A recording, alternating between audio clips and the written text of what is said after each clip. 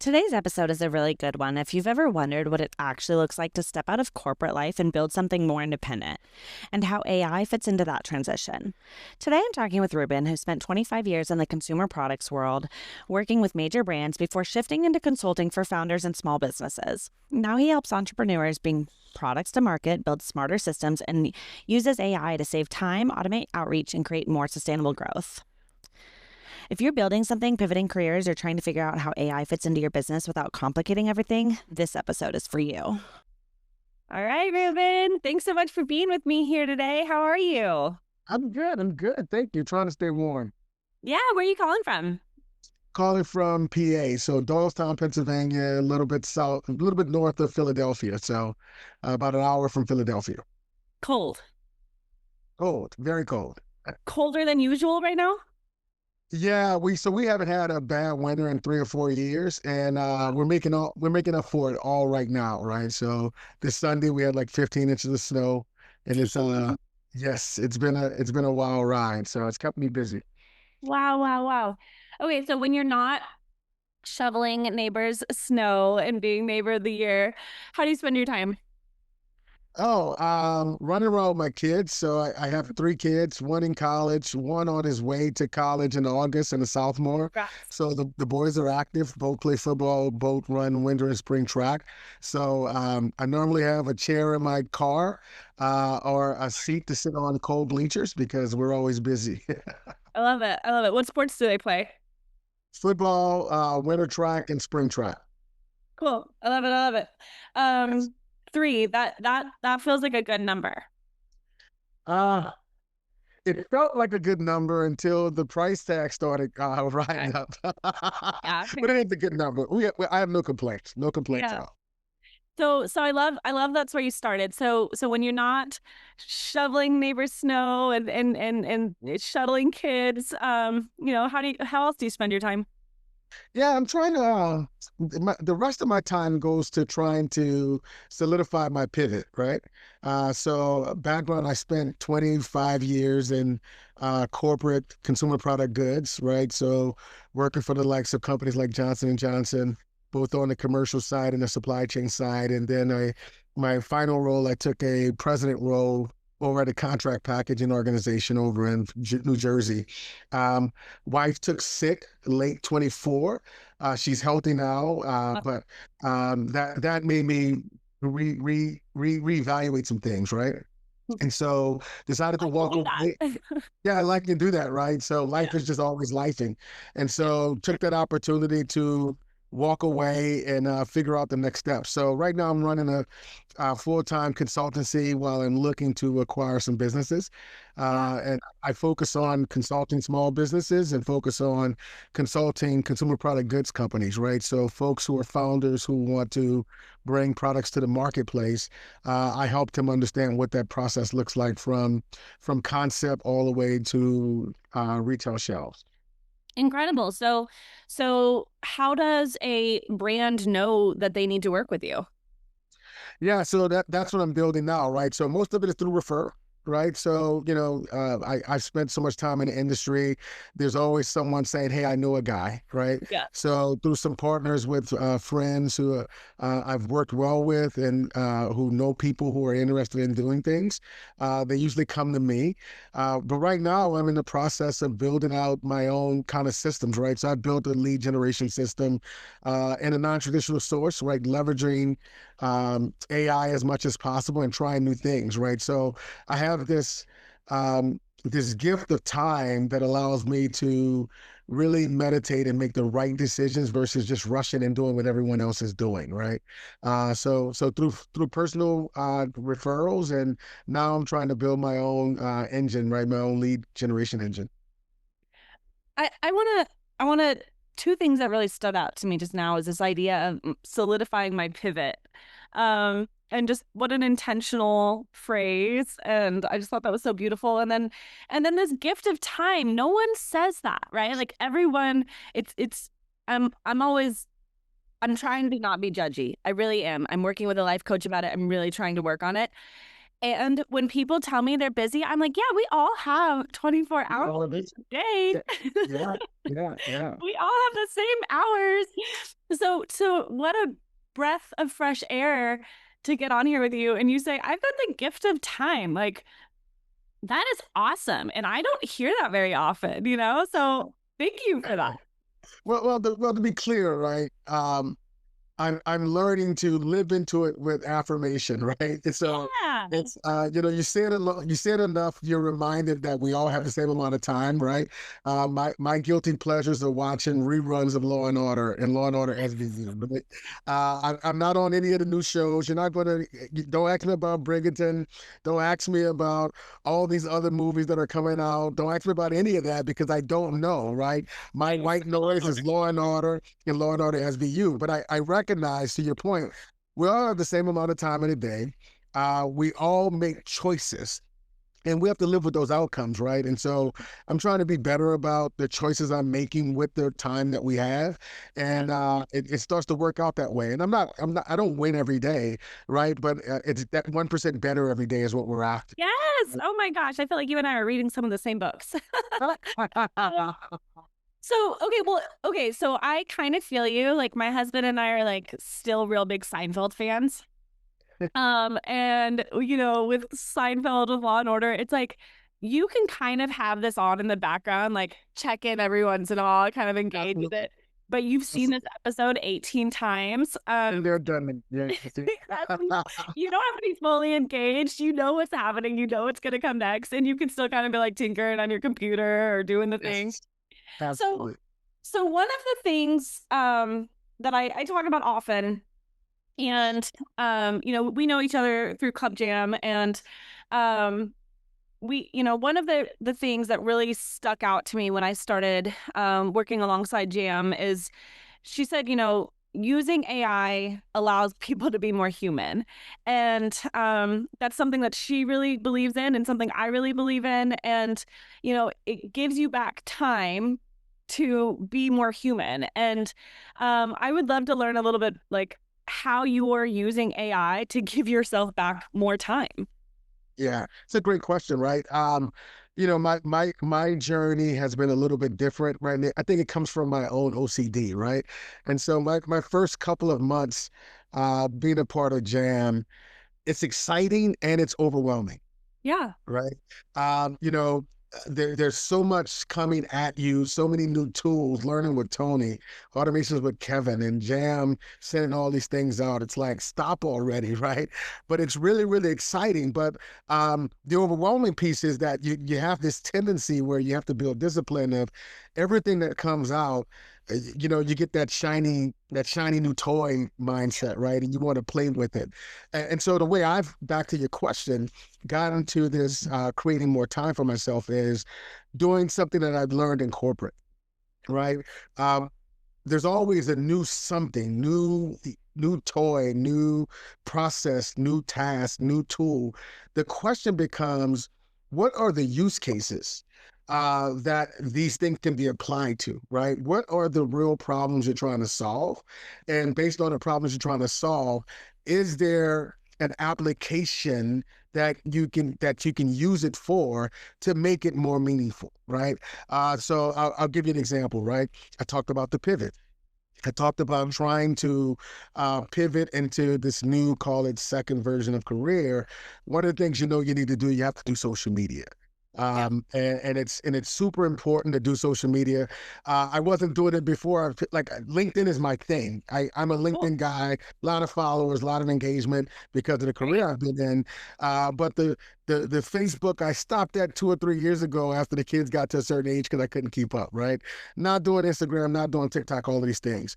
But knowing that I need to be out there with a high level of frequency, I've been able to automate at least the authoritative parts of social media where I have posts going automatic on a lot of those platforms for me Wow. while I sleep, right? And so I talk about a real use case, right? That gave me a gift of time that I didn't have, I wasn't using already, but I know I need it. And so now it's one less thing to think about, right? Well, Um, and how cool is this that I mean, I want to pause here and recognize this. you're saying I don't use Facebook, and then in the same breath you're like, and I've learned to automate my social media while I sleep. Like that's a pivot. That's a big leap. Absolutely, right. And so I have the personal Facebook, the personal Instagram, but I wasn't a consistent poster, right? Because it's just not something I've done. But I know it's important to be out there, right? So I created business accounts. I started those automatic posts as authoritative, tracking my now followers, right? It's a low base, but the point is that it's capturing attention, right? We're in an attention economy, right? And so now doing that, when I come with the more authentic me, hey, this is me, hey, this is who I am, portion of social media. Now between that authoritative and that authentic piece, that building community, they come together, and now you accelerate the work that you're doing, hence freeing up time, right? Who has the time to have a business and spend, time on 4 different social media platforms, posting 4 to 5 times a day? Nobody, right? So you're tracking these measures. Are you I keep coming back to this term pivot, right? Are you what as you're, kind of this like first edition, and then do you say, okay, this works, this doesn't, and then you go back and you kind of revise it, you pivot, and you do another version, or tell us a little bit about what that growth has looked like. Yeah, absolutely. So that's the intent, right? So the idea for me, right, is good enough go, right? Okay. So I have to start it, right? So let's start these platforms. So I've done that. I've just started then within the last, call it 5 days, an automatic lead engine, right? So now I'm literally dripping 1 email per hour to this list of leads that I have, that then Amazing. follow up 3 days later with the second email. So now I have those 2 things going. Now I can take a breath. I can take a glass of tea and say, okay, how do we optimize this, right? I know it's not optimized because I didn't intend for it to be optimized, because you know what happens when we want perfection? We lose so much time Yeah. spinning your wheels trying to get this thing perfect. You Analysis never paralysis. analysis paralysis, right? Now I can go back and optimize and tweak. Here's a great example of that. I just mentioned I created this lead engine that sends an email every hour to a list of leads that I have. 3 days later, I started the second lead engine to send the second email to 3. And then 3 days later, I have a third one. I know I can connect all 3 of those into one system and do the time. I haven't figured that tool out yet. So instead of getting caught up on searching jams, searching YouTube and all those things, run the 3 separate engines, come back later, fix it, optimize it, because it's good enough now. It's serving the purpose, right? And so you have to continue to do that. Iterate, iterate, iterate. Put something out there, see what works, see what doesn't, make the iterations, put it back out there. And that's how you build the momentum to do that 1% better every day. No, I love that. Oh, I love it. Okay. So this good enough go. I love that. This 1% better. I keep coming back to that personally as well. And I say this all the time, my favorite part of my job is getting to know these bits and pieces of different businesses, right? Like I get to get a little glimpse. Yesterday I spoke to a magician, and an astrologer, and and then I spoke to, it's just so fun getting to know these worlds that I know nothing about. I know nothing about CPG. So talk to me a little bit, like, you've been fortunate enough, and you've put the work in where you have this network, you have this experience. So talk to us kind of about your flow of finding, the right client, and how it's a mutual good fit. And then what are some of those questions you ask them to make sure, your work aligns, and what are the ways that you're able to help them? Talk to us a little bit about that. Yeah, that's a great question, right? So, the key piece here is that this is one thing that AI can't solve for you, right? It can't replace authentic connection, relationship, vibe, making sure that, character and similarities align, right? Okay. Yeah. And so it starts with the network, with the referral. It starts when they get to know, you get a chance to talk to people. You get to understand who they are, what's their story, what makes them tick, and it creates inspiration, right? And the question then for me becomes, can I work with this founder? because you can't work with everybody, right? Some folks want to micromanage down to the every minute, right? So can I work with this person? Number two, do they have a story that's meaningful and inspiring? And then three, the idea around the product. Is it something that meets what we call a unique selling proposition or a more neat, a market dominating position that fits a niche in the marketplace or fits a need in the marketplace that can actually drive sales, right? Um, do I want to launch another ketchup next to Hunt's and Heinz? Right? Probably not, right? And so it's really about those three things. Is the founder someone that I can work with, right? Are they coachable, right? Because if you're with a founder that can't be coached, then it's really hard to give them guidance and leverage your experience to help them be successful, right? Yeah. What's their story? Right? Do they have one of those stories that's powerful that really will inspire people? I'll give you a great example. Please. Have a product have a product that we're hoping to bring to market here sometime in 26. But the founder is a former D1 athlete, grew up in the Pacific Northwest, spent a lot of time in tanning beds. Right. Okay. Now her big challenge is her best friend is her dermatologist, where she's getting these moles removed from her skin. Wow. Right. And so there's a product she wants to bring to market for those marks and those scars. Right. And so it's just a super inspirational story to hear that story, to talk about her life and how that impact of going to the dermatologist all the time has impacted her confidence and how this product can bring her confidence again. And so those are the kind of examples that I look for, right? And then it's I'm interviewing them, they're interviewing me to see if I have the skill set, if my experience meet what they believe they need to help them be successful. So okay, so you say, okay, this is a good match. We're gonna work together. I think, I appreciate the values of the founder, and it's reciprocal. I Yep. think there's a story here, and I think there's a market.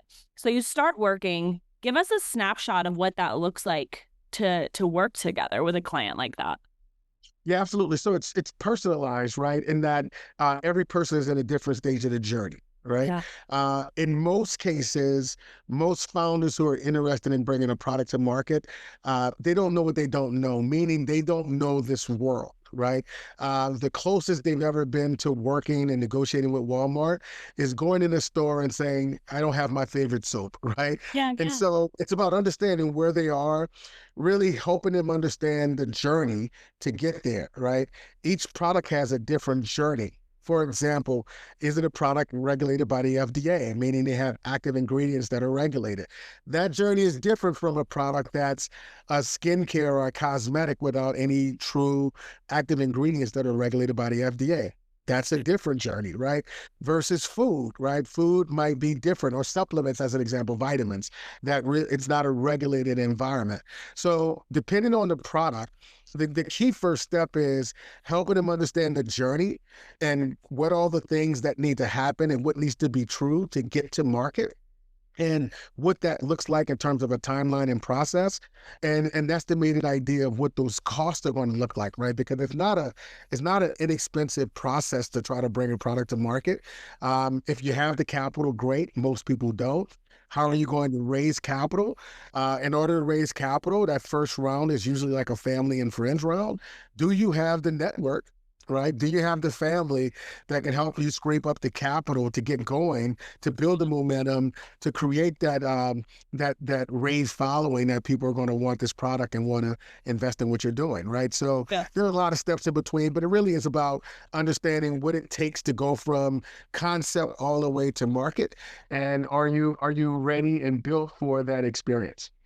No, I love that. And Ruben, you made me think of something. Last night I was at dinner with some girlfriends, and we live here in Panama, and we have a place called Price Smart, and it's basically our Costco, right? You can I get know things. price market. Okay, yeah. I bet you do. And I thought it was just this standard because in Price Smart they will have vendors come in and kind of like, the samples, but it'll often be the owner of their own little company, and they've gotten their product into PriceSmart and they're there to kind of push it. And it's different than the ladies passing out the samples. It's like, Right. their booth is branded and you can kind of tell. And I thought, like, yeah, you just have to buy their product because it's such a, I'm so proud of them for doing this process to get into Price Smart. Like, I just, and my friends are like, "Oh, I don't like being sold." I'm like, "Well, they don't really have to sell me because I go up to them being like, okay, hey, what am I buying?" Because I just think it's so cool that they have taken this step to get their product developed and created and then into a store like Price Smart. But yeah, and I thought everyone just knew that they just had to buy. My No, friends were like, yeah. No. You're like, no, that's not how that works. okay. Yeah, but that's a great example, right? That's them trying to, they've gotten a yes, meaning they've gotten Price Smart to give them a yes. Now they Yeah. have to build this traction and build this demand.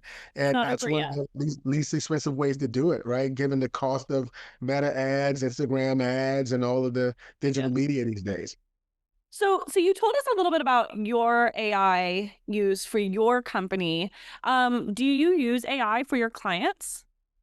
Yeah, so back to use cases. Yeah, so the social media one is a perfect one, right? So it's a simple lift and apply, Yeah. right? To that business, right? All I'm doing is changing the concept, changing the topics, changing the prompt to create the same engine that will automate to get the businesses started for some of my clients, right? So that's a great example. Some of the other content that's needed, right? A lot of infographics, right? To talk through stages and steps of things that are important, right? So for my small businesses, as an example, one of the infographics that I do is 3 areas that profit leak in your business. Right. And I show this infographic that shows that. Well, that's a lift and apply. Now that I've created that, call it agent. That's a lift and apply to change the concept to, I talked about this client that deals with the moles and the scars, right? Yep. Scars need to be protected from the sun. So how do we do an infographic to talk about how to protect your skin from the sun, right? So again, lift and apply and starting with that use case, those use cases become applicable for me or become applicable for anyone that I'm working with in my business to automate some things that, and we can focus on the other things that require more of a human touch. Oh, interesting. And I feel like what a full package you're able to offer them. I mean, how many other consultants are also willing to get in their social media? I mean, that's typically another vendor, right? Yeah. Well, I mean, it depends, right? It all depends on the time you have available to stop to do the work that's required, right? And so Right. I imagine there's some that are doing it, right? I think you got to just find a balance, and you have to make the appropriate time for it, right? Yeah. So give me a snapshot of your to-do list. Like what is on your to-do list and what is the next thing that you're going to focus on in, your AI education? Yeah, but the answer for most of those is one big project. I actually just posted on Jam yesterday about this. So I have a software package that I picked up from my consultancy almost 2 years ago. Okay. It's one of those done for you systems, right? So it manages leads, right? So if I get a lead and put in the system, it's doing all the automation for me for all the leads. It does my invoicing. It has an entire done for you list of courses. If I wanted to do digital courses Wow. for small businesses that I brought in, right? That's in there as well. They did my website, right? All of these things that's running me a pretty hefty penny, right? Yeah. Um, I'm using Manish right now because I want to replicate all of that stuff. Obviously, non-proprietary stuff, of course, but I want to replicate that so that I can remove that from my system and create my own. If I'm able to do that, right, just make it tangible. If I'm able to do that, I'll save myself over $15,000 a year. Incredible. How crazy is it that we are in this place now where you can say something like that? Like, Yeah. I mean, 15 years ago, like no one would say something like, "Hey, I'm going to learn how to build my own QuickBooks," like, and Right. if they did, they were kind of crazy. And now you're like, "Oh, I just kind of need to do like a few, build with Kevin's and build with Tony's and and You had Flora, you're spot on, right? I think that's the piece that people miss, right? Let's take a step back, right? The old adage that's real and true, but we haven't lived into it, is that technology is supposed to make the cost of living in life cheaper, yeah, right? When you think about technology, technology comes in, then the cost of doing those things should be cheaper. When you look around our society, it doesn't really feel that way, right? Cost of utilities are up. Cost of food is up. Cost to buy a car is up. Cost to do this is up. All those things are up. AI is really forcing the instance to really make the cost of living, the cost of life, the cost of doing cheaper, right? And so now, to your point, I just talked about that. $15,000 a year savings by doing it on Manus, that's costing me $400 a year. Got it. Right? Uh, it's ridiculous, right? By having those tools, by building this tool stack that I can lift and apply, now, right, I can choose to really pull clients in by offering them a lower than cost value to prove out my system because I'm confident in my ability, right? And so, but the with all the farmers in the world, right, and the cost of food is going up every day, and more people are still starving, right? With all the technology out there, electric cars, every car has a screen in it now. Cars cost more. Why? Why is that, right? It's because society has created this environment of I am the only one, and so therefore I can command price. Well, I think AI is going to be the great equalizer, and it's going to really transform stuff. Imagine me using Manus to create my own car. I mean, give it a few years. It's coming, right? It's coming. And so that's my point, right? And so I love the disruption. It's one of these disruptions that make a ton of sense. While a lot of people don't like it, it's actually doing what technology is supposed to do. Love it. Lower the cost barrier so that more people can be included and participate. So what do you say to people that are afraid to get into AI with intention? Get your popcorn ready. Because if you don't get into it with intention, it's going to remove the value that you think you own as a unique contributor. Period. Right? You have to be able to get engaged, figure things out, learn some stuff. Right? This is not about any longer about substituting Google for chat. Right? To be more precise in terms of how you get an answer of what you saw. It's about understanding how this can improve. Your lifestyle, give you time back and and use that time more valuable, right? And so, get your popcorn ready. If you're not willing to jump on this evolution, you're going to be on the sideline watching the show. Yeah. Well, I'm excited to watch your journey, and it's just so cool to get an even deeper snapshot of what you're doing. And where can people find out more information about working with you? Yeah, so you can find me on my website at Catapult Groups. That's CATAPULTGRP.com. That's my website. Or you can reach out there, or you can find me on any of the social handles at Catapult Group, either underscore Catapult Group or Catapult Group, or just search me, Reuben Bell, REUBENBELL. You'll find me.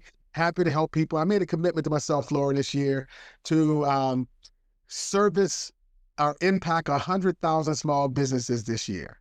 Let's do it. Um, Crazy overwhelming, right? It's a little bit more than 0.5% of all the small businesses in the U.S., but I'm hoping whether that's free or paid services to just be able to help people on their journey. And so help me do that by spreading that message. Let's do it. Cool. All Awesome. right, Reuben. It was a pleasure. Thank you so much. So thank you, Flora, for your time. Okay. Talk soon. Ciao. Take care. Stay warm.